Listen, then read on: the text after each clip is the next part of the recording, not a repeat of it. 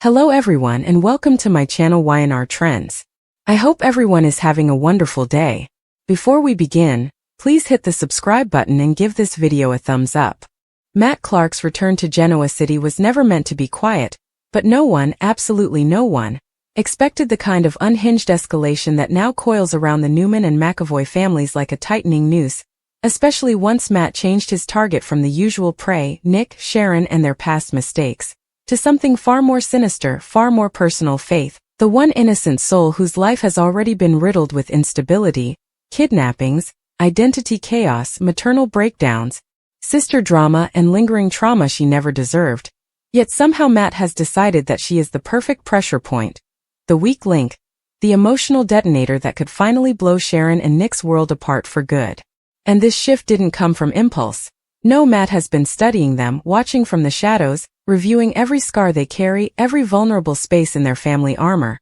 And when he realized that attacking Nick or Sharon directly would lead to immediate suspicion, immediate retaliation, immediate exposure of his return, he carefully rewired his revenge strategy and narrowed in on the one person they both love beyond rationality. Gentle, empathetic, intuitive Faith, who has fought for every sliver of stability in her life, only for danger to stalk her yet again as Matt moves with silent, deliberate precision, slipping into her routines, her familiar spaces, the corners of her world where she feels the safest, determined to make her his key to dismantling the Newman clan from the inside out. Sharon, still recovering from emotional setbacks, still piecing together her sense of grounding and self-trust, immediately senses something is wrong. Faith's increasingly distracted behavior, the quiet dread behind her eyes, the way she keeps checking her phone as if expecting someone to appear, the sudden fear that flares up whenever she walks alone from crimson lights to her car, all signs that whisper of a looming threat, a shadow curling behind her innocence. And though Sharon can't yet pinpoint what's wrong, her instincts flare with a mother's primal awareness, sending her spiraling into paranoia that feels too familiar, too reminiscent of every past nightmare involving her children. Meanwhile, Nick, forever the protector, forever the father who tries to stand between his loved ones and the chaos that always seems to find them, dismisses Sharon's early warnings as stress, inadvertently giving Matt the exact space he needs to tighten his trap. But as the days progress, strange incidents multiply. A misplaced textbook turns up on the hood of Faith's car, her class schedule inexplicably altered in the school database, security alerts triggered at odd hours, and a vague, chilling message written in plain nostalgic style that only someone from their dark past would know. Does she know what they kept from her? A direct taunt that Sharon finds printed and taped to the inside of Faith's locker. A warning that sends her knees buckling as she scrolls through every memory of Matt Clark she tried desperately to bury. It is then that Sharon realizes that Matt isn't just back. He's evolving, becoming cleverer, more vindictive, more psychologically manipulative than before, willing to weaponize innocence in ways that even his past brutality didn't touch. And once Nick sees the note, the transformation in him is instant. Rage, terror, and guilt erupt simultaneously, forcing him to confront a terrible truth. Every mistake he ever made, every secret buried, every enemy he failed to permanently eliminate is now crawling back to threaten the child he adores, all because Matt wants to make him suffer in the most grotesque way possible, not through violence, but through psychological implosion. And what makes it worse is that Faith, always sensitive, always emotionally porous, starts internalizing the fear. She begins waking in the night from nightmares, seeing shadowy figures near the ranch gate, hearing footsteps behind her as she walks through the parking lot beside the GC Athletic Club. She becomes detached from her friends, hesitant to attend events, pacing in her room, avoiding windows, constantly asking Sharon if all doors are locked, if the alarm is on, if Nick is coming home soon. Sharon, meanwhile, sinks into a near-frantic state, haunted by the memory of Cassie's death, terrified of history repeating, terrified of losing another daughter, terrified that her past decisions, her vulnerabilities, her mental health struggles, her past entanglements with dangerous men have once again dragged her family into mortal danger. And when Ray's name comes up, when Sharon whispers that they need someone with law enforcement experience to quietly investigate without setting off a public panic, Nick stiffens, knowing Ray's absence still hangs like a ghost over Sharon's world. Yet, this predicament forces them to consider every ally, every source of help, every possible way to outmaneuver a man hellbent on dismantling them. Meanwhile, Matt grows bolder. He begins leaving traces of his presence, old photos of Sharon from the days when he tormented her, surveillance shots of Faith entering the coffee house, and audio clips of Nick from decades ago manipulated to sound threatening, hinting at secrets never told, all orchestrated to fracture the fragile unity of their family. He wants Sharon unstable, Nick enraged, Faith terrified, and he wants them all questioning their reality, questioning each other, dissolving from within before he even launches the final blow. Victor catches wind of the situation when the ranch security system logs an unidentified silhouette lingering near the stables at 3:17 a.m., a figure whose gait pattern eerily resembles Matt Clark's old arrest footage. And Victor, never one to underestimate an old threat, activates his personal layers of security, ordering additional surveillance, analyzing footage frame by frame, and when the computer algorithm highlights a familiar jawline, older, rougher but unmistakably Matt, Victor murmurs under his breath that he has returned, and this time he intends to play dirtier than ever. Nikki, hearing Victor's quiet speaking, immediately feels panic, remembering the trauma Matt inflicted on Sharon years ago, remembering how close their family came to catastrophe, and she insists that the Newmans come together immediately, enforce lockdown measures around the ranch and Newman Tower, even urging Noah to return to Genoa City to support Faith emotionally. But before any plan can fully form, Matt escalates again, sending Faith a message that cracks her emotionally. A photo of Sharon taken earlier that morning, standing by the patio door, unaware she was being watched, accompanied by the words, "She's next." Faith collapses into tears, shaking uncontrollably, running straight into Sharon's arms, confessing everything she's been hiding. The strange encounters, the gut fear, the feeling of being hunted, the paranoia she tried to ignore. Sharon, upon hearing this, spirals into a state of trembling rage and terror combined, vowing that Matt will never touch her daughter. Not now, not ever again. But Matt isn't finished. He wants them desperate. He wants them suffocating under fear. He wants them to understand what it feels like to lose control, to lose certainty, to lose security, exactly as he once lost his life, his freedom, his power because of them. And when Nick receives a package on his doorstep, a recording of Faith speaking in public 2 days earlier mixed with Matt's voice whispering calculations about her walking routes and patterns, the message becomes undeniable. This isn't a warning, this isn't a threat, this is a countdown, a promise of destruction that Matt fully intends to carry out. Nick's fury erupts. He punches walls, smashes the kitchen table, roars that he will end Matt with his bare hands if he goes anywhere near Faith.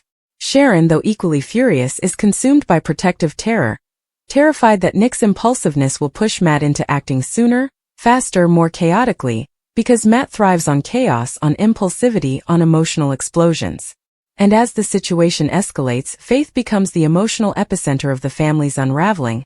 Sharon becomes hyperprotective, refusing to let her out of sight. Nick becomes obsessive, following her to school, patrolling the ranch grounds, sleeping in 2-hour increments while checking cameras. Noah and Mariah return in panic, determined to keep Faith safe, and even Summer becomes involved, refusing to let her cousin navigate the fear alone. Yet Matt watches all this with sick satisfaction, knowing the pressure is building, knowing the cracks are widening, knowing the moment is coming when one more push will break them. And then, just when the Newmans believe they have secured every entry point, guarded every angle, doubled every guard, Faith disappears for 7 agonizing minutes. 7 minutes that feel like eternity as Sharon collapses, screaming her name. Nick races through the property, Victor orders emergency lockdown, Nikki calls the police, Noah and Mariah sprint through the woods shouting, and every Newman alive prepares for the worst, only for Faith to reappear on the front porch trembling, breathless, and incoherent, insisting she heard footsteps behind her near the garden shed, insisting someone grabbed her wrist, insisting she heard a man whisper, "Soon." And that is when Nick realizes Matt is toying with them, close enough to touch, close enough to terrify, but not yet ready to strike his final blow. The Newmans know then that they are officially in the center of Matt Clark's war, a psychological siege designed to strip away their sanity before their safety, and they brace themselves, not knowing when he will strike next, but knowing one thing with absolute certainty. Matt has changed his target, and Faith, sweet, innocent Faith, is now the center of his revenge. And unless Sharon, Nick, and the entire Newman family act fast, Matt Clark's new game could destroy everything they love. The moment Faith reappeared on the porch shaking and incoherent, Sharon grabbed her so tightly that Faith could barely breathe, clinging to her child as though sheer force would prevent Matt Clark from ripping her away, while Nick stormed across the property like an enraged force of nature, searching every shadow for the man who had just crossed the ultimate line and dared touch his daughter. But the terrifying truth was quickly dawning on everyone. Matt was no longer just a threat lurking at a distance. He was here, close enough to touch Faith, close enough to whisper in her ear, close enough to walk the Newman ranch grounds unseen, and Nick collapses into a suffocating sense of failure as he realizes that in all his attempts to shield his family, Matt managed to slip past every security measure, every guard, every camera. Victor himself feels an old rage rising, a dark storm he rarely unleashes anymore. A fury reminiscent of the days when he crushed enemies without hesitation. He orders round-the-clock guards, drones, perimeter sweeps, and specialized surveillance equipment, but even he knows deep down that this isn't enough. Not with a man like Matt Clark, who thrives on slipping through cracks no one else notices. And as they drag Faith inside, Sharon sinks into the sofa with her daughter curled against her chest, whispering assurances she barely believes herself, remembering every moment of terror she endured during Matt's original torment, every choking fear, every moment she thought she would never escape, now resurrected in the most horrifying way possible through her daughter. Faith sobs uncontrollably, repeating the word soon again and again, her voice cracking, each repetition stabbing like a knife into Nick's heart. When the police finally arrive, their questions feel meaningless. Faith is too traumatized to give clear answers, her memory fogged by adrenaline and fear. She remembers a hand grabbing her wrist, a cold whisper, the faint scent of old cologne, and the unmistakable sense of being hunted.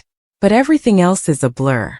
Sharon becomes increasingly fragile, her voice trembling as she begs the officers to take Faith somewhere safe, somewhere protected, somewhere Matt can't reach. But Nick refuses to let Faith out of his sight, insisting the safest place is with them, under Newman protection, under Victor's resources. Yet even Victor, for the first time in years, feels the heavy weight of uncertainty pressing against him like a vice. Meanwhile, Matt watches the chaos from a hidden vantage point, relishing the spectacle he has orchestrated. He wants this. He wants them unraveling, suffocating, drowning in fear and uncertainty. He wants Sharon trembling, Nick erupting, Faith collapsing, Victor enraged, Nikki panicked, Mariah and Noah scrambling. He wants the entire Newman and extended family trapped in a psychological vice, each turn of pressure tightening the screws in ways that can't be undone. And soon after, Matt escalates again. A package arrives at Crimson Lights addressed to Sharon with no return label. Inside is a single USB drive containing shaky phone footage of Faith walking alone in the ranch garden hours earlier, recorded from several angles, as well as the chilling audio of Matt whispering, "Every step she takes is mine to follow." Sharon nearly collapses when she hears it, immediately locking the doors of the coffee house, closing early, and calling Nick in a frantic panic. Nick speeds over, fury boiling through every vein, and they sit together watching the footage over and over until the horrifying realization hits. Matt had recorded these angles simultaneously, meaning he had multiple hidden cameras planted around the ranch, and possibly inside their home as well.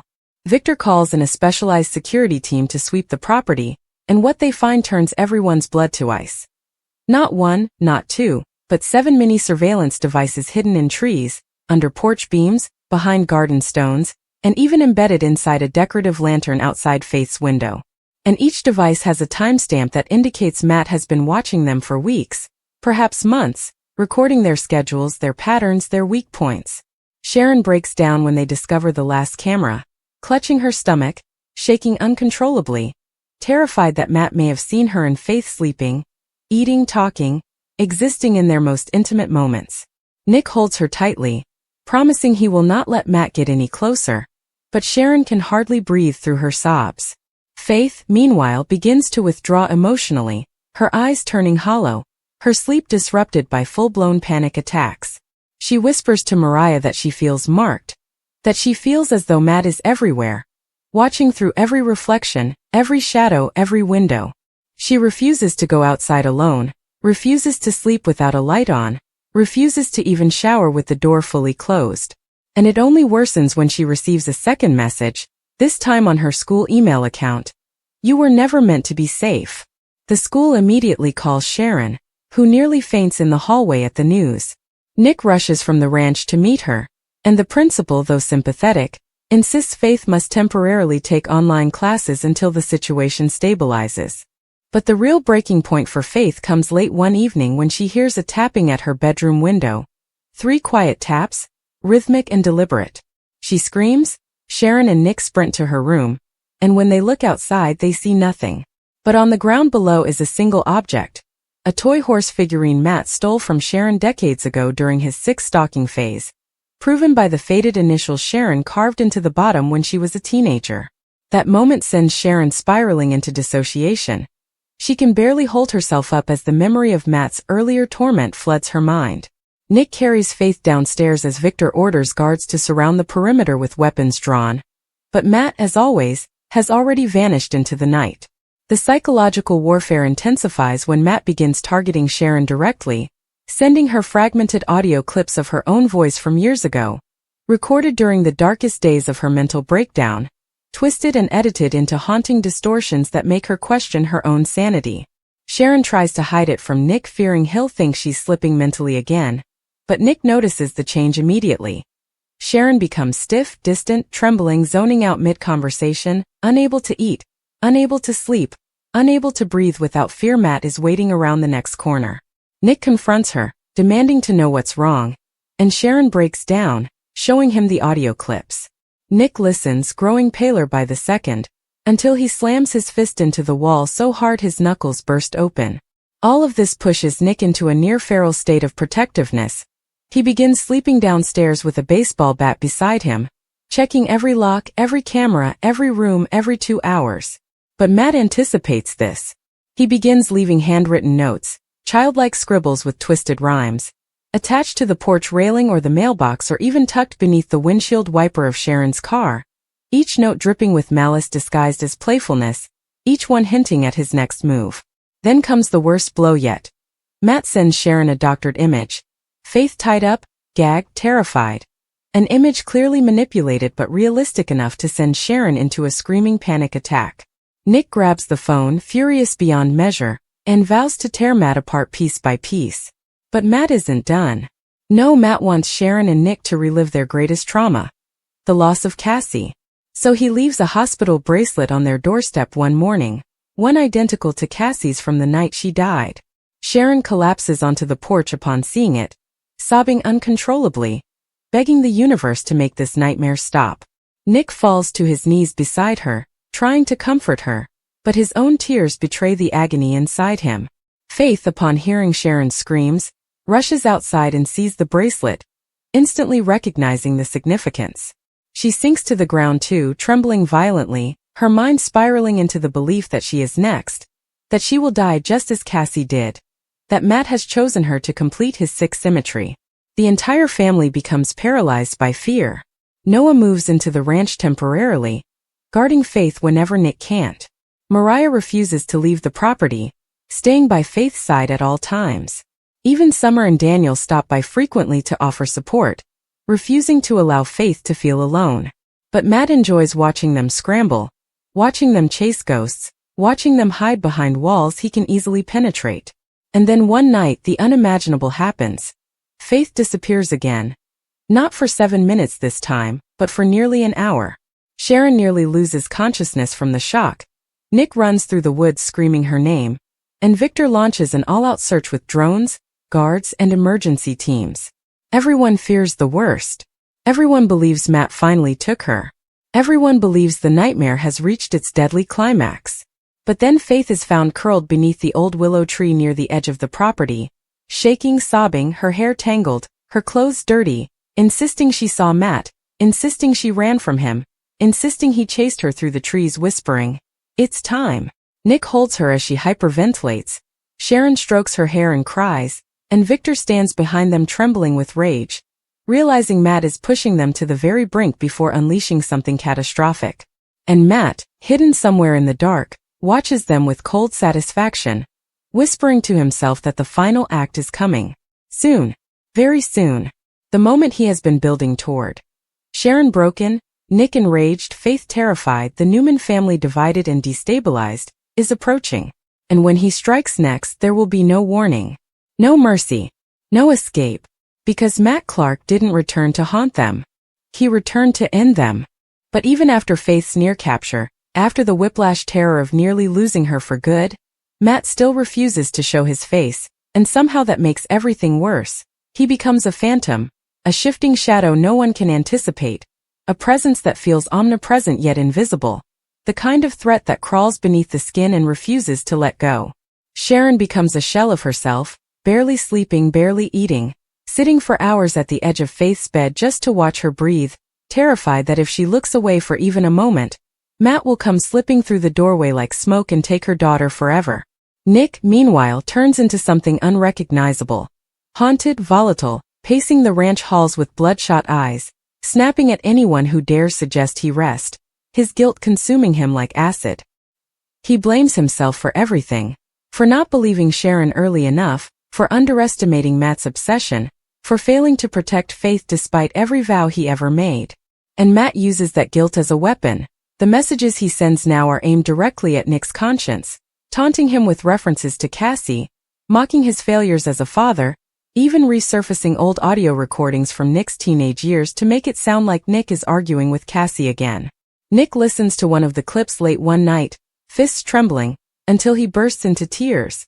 A rare, raw moment of breaking that Sharon witnesses from the doorway, her heart shattering as she realizes Matt is not just attacking their daughter. He is dismantling Nick from the inside out. Even Victor begins to show cracks beneath the facade of iron control. He sits alone in his office at Newman Ranch, replaying drone footage of the property over and over, watching for patterns, for movement, for anything that suggests Matt's hideout. But the footage shows nothing. No trace. No silhouette. No hint of where Matt disappears to between attacks. Nikki tries to console him, reminding him they've faced worse, that they've survived threats far more monstrous, but Victor knows this is different. This isn't just about revenge, it's about psychological annihilation. Matt wants them to implode, and he is succeeding.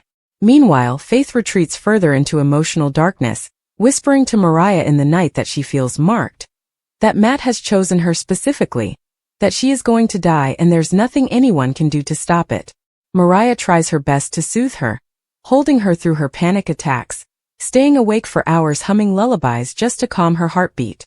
But in the shadows outside, Matt watches from just far enough to remain hidden, his breathing slow and controlled, his eyes cold with purpose. He whispers to himself the same word he whispered to Faith beneath the willow tree. Soon. And when he says it now, he means it. The next move won't just be psychological. It will be physical, definitive, catastrophic. The Newman family has no idea that Matt Clark has already chosen the night, the hour, and the method. All they know is that danger is coming. And this time it will strike without mercy.